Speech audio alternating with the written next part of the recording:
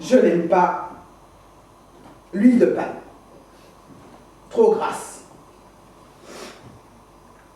Les petits sexes d'hommes. Mous. Les grands yeux vides et bêtes.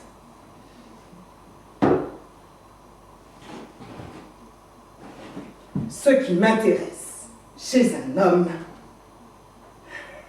c'est l'odeur.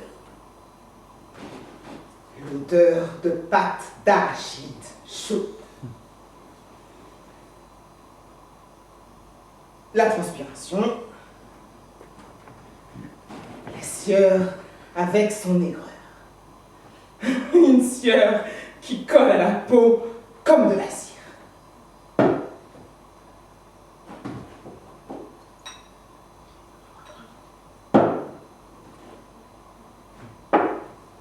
J'ai souvent des accès de gourmandise, comme des poussées incurables de fièvre paludique. Gourmandise de la vie. Des hommes, des boissons.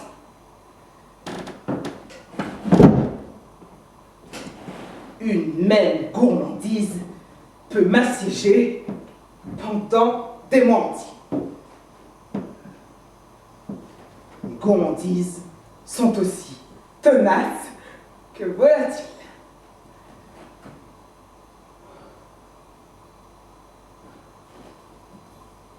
La seule période où je fus lâchée par ma colonie de gourmandises, ce fut pendant les 9 mois de ma grossesse. Plus rien, pas de fringale. Rien pour prendre des kilos en plus, comme n'importe quelle femme dans mon état. Même pas soif. Je me suis efforcée de boire du champagne, afin que mon enfant vienne au monde avec le goût de ce nectar sur les lèvres. Je me suis efforcée à manger, pour qu'il ne naisse pas minuscule et anorexique. Avec Motoliwa, j'ai découvert l'avarice. Et depuis, je ne peux digérer les radins. Les grippes sous-déficitaires qui lésinent sur 100 céphates pour boire, qui regardent pendant des heures les prix au restaurant, le prix de chaque plat, qui offrent des cadeaux soldés. Mina. Je n'aime pas les hommes à cul de femme. Encore mou comme du caoutchouc. Cela peut être pratique. Mais je n'aime pas les hommes pratiques, carriéristes, ni les hommes aux petits yeux. Des yeux minuscules qui manquent d'ouverture sur le monde. Je déteste les hommes qui ne respectent pas, d'une certaine manière, un jeu réparti d'identité sexuelle. Ce sont des hommes à femmes surfaites et inconsistantes. Des femmes qui se trimballent nues dans leur tête et sur lesquelles tout glisse lisse.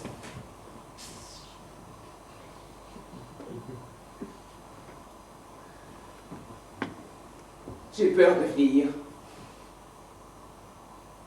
Depuis mon adolescence. Depuis que je déteste l'odeur des vieilles personnes. Un vieux. Ça sent particulièrement le vieux. Comment décrire cette odeur? Une odeur de passé, très âpre, toujours présente.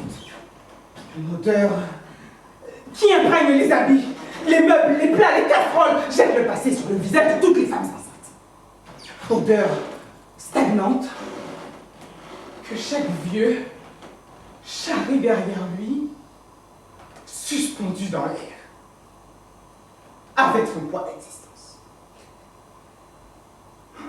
Je ne veux pas vieillir. Orisha non plus ne vieillira jamais.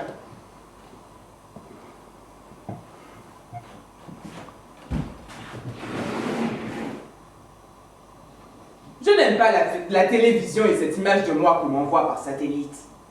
Mon image préfabriquée à Paris, Londres ou New York, sans mon avis. Alors que je suis ici, avec ma chaise, je n'ai rien demandé. Je n'aime pas les jeux vidéo ni la technique. Elle ne m'a rien apporté à moi. Je refuse cet envoûtement. Il y a des technique. C'est la sorcellerie de notre époque. Elle crée une communauté de pensée. Je ne veux pas penser comme tout le monde. Je raffole des salles de cinéma vides. Seul, face à l'écran, la musique envahissante, les bruits reconstitués d'une vie fictive. Mais des salles de cinéma vides à Brazza ou à Punta Negra, j'en ai jamais vu. Je me contente alors chaque fois de cette moiteur et l'odeur âpre des corps mal lavés, voués en rang de bétail aux dieux de l'image.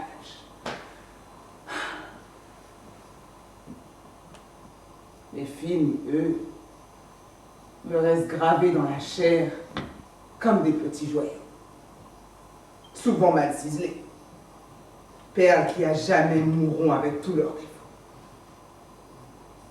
Car dites-moi, qui a déjà repris un film pour en gommer tous les défauts comme on ferait d'un livre revu et corrigé?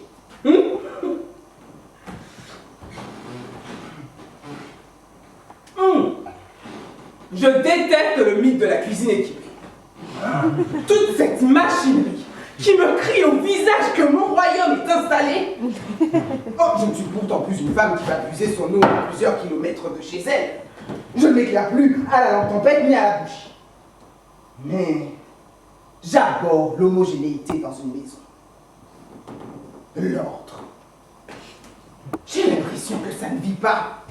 Une maison bien ordonnée, trop propre, me fait peur.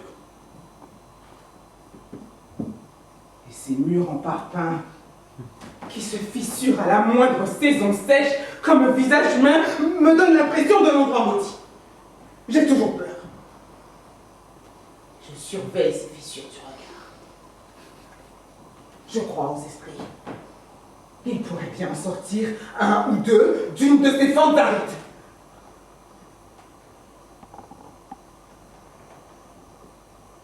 Toute petite, la nuit, dans le village de grand-père, j'entendais feuler les fauves. S'accouplaient-ils sur les mêmes feulements graves? D'innombrables démons glissaient à pas feutrés, prêts à me dévorer toute nue. Et aujourd'hui, lorsque je fais l'amour, je devine ces démons tapis sous mon lit, prêts à me saisir les seins à pleine main, à me ventouser le corps, le sexe comme une glace, des goulinades de sucre que la langue gourmande d'un petit affamé apprête avec ferveur. Alors je jouis encore et encore. Les hommes s'imaginent tous me faire jouer. Ils disent triomphalement, avoue qu'avec moi c'est super. Ils ne sauront jamais quel démon humecte mon corps de cette bave aphrodisiaque. Quand je fais l'amour, j'abomine qu'on me demande sans arrêt ce que je veux qu'on me fasse. Et ça, tu aimes? Qu'on me donne des ordres, qu'on me sorte des figures acrobatiques. Tourne-toi, lève la jambe droite, regarde-moi.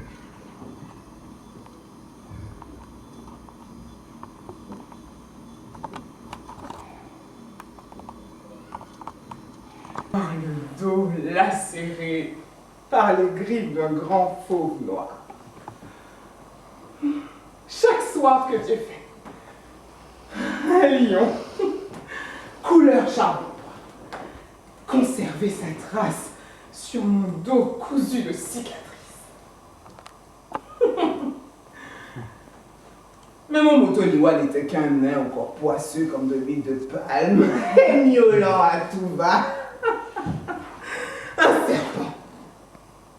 Un serpent qui ne pouvait même pas sauver sa fiancée des démons de cette terre.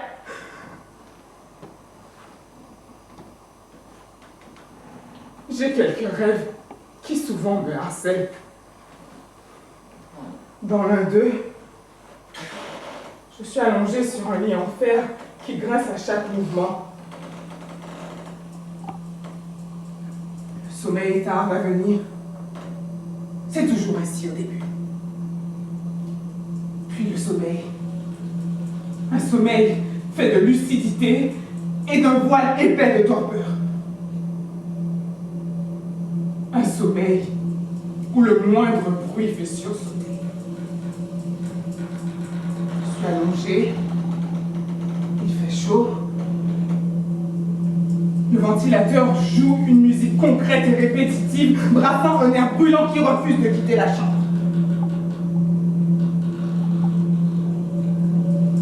Dans ce rêve, il y a d'autres bruits qui accompagnent celui du ventilateur. Des grincements bizarres, agaçants et hétéroclites. Je n'ose allumer et entraîne mes yeux à voir dans le noir. J'entreaperçois un énorme cafard grignotant le temps. Il fait cela avec un art consommé et ressemble de plus en plus à un humain. Plus le bruit de sa mastication s'amplifie, moins le temps semble consistant.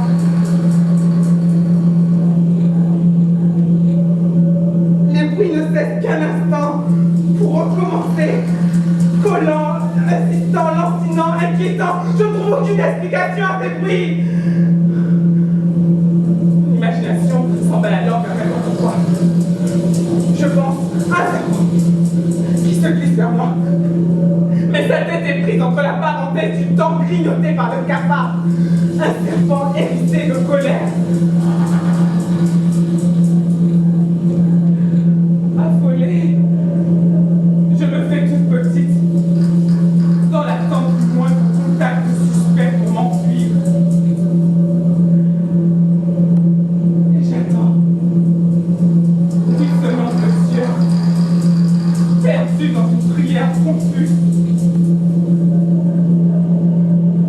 Je passe toute la nuit assise près du lit, à fixer un point.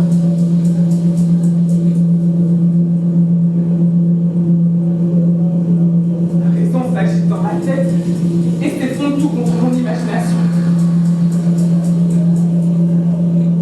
À l'avant-jour, je réalise que ce n'est qu'un rêve. Le même rêve.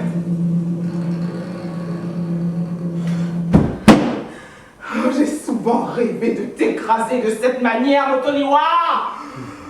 Oh, et d'entendre ton miaulement sordide mourir au fond de ta gorge. J'ai toujours eu des hommes qui jouissaient en poussant des cris de chat. Je maudis les chats qui laissent leurs poils partout, se frottent à vos pieds. Et pourtant j'ai grandi parmi les chats. Les araignées, les moustiques, les cafards, les rats aussi. Une parfaite boussa. La nuit, la forêt nous faisait entendre tous les bruits d'une faune qui se sentait libre le soir tombé. Blotti dans les bras de grand-père, je m'endormais, rassuré par la chaleur de sa main posée sur mon ventre. Oh, et sa voix grave et lente. Aujourd'hui, je fais la guerre aux bestioles familières. Elles n'ont pas leur place dans une maison. Les hommes non plus. Tout comme les poissons rouges. Je déteste les poissons rouges dans un bouquet. C'est vraiment stupide, idiot. Ces pauvres poissons n'ont rien d'autre à faire qu'à tourner en rond sur 20 cm de diamètre. C'est complètement avilissant. Les poissons rouges sont des martyrs. Les otages sacrifiés de nos caprices.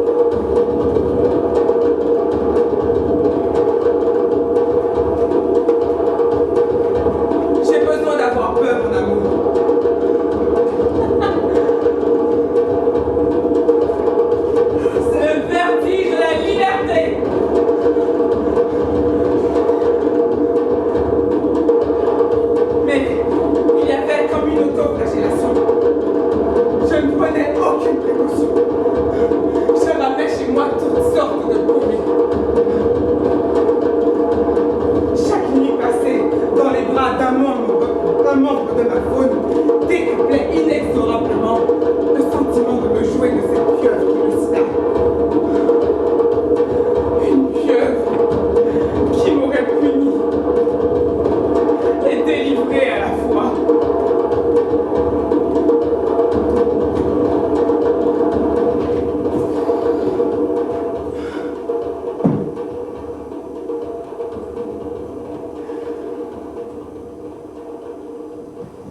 Après ton enterrement, ma petite Orisha, j'ai commencé à sortir immodérément, à fuir les nuits perdues. Mais derrière chacun de mes pas, il y avait un Motoliwa qui me collait à l'arrière-train. Drôle d'expression, arrière-train. Je n'étais qu'une locomotive à la dérive de Motoliwa. Cette chose qui, par sa nocivité, avait été à l'origine de la mort d'Orisha. Je fis alors défiler toutes sortes d'hommes dans mon lit. Blédards, ceux du bled, Viliens, ceux de la ville, Clanto, Cuveur, Couillon carré, et même les parrains de la voie du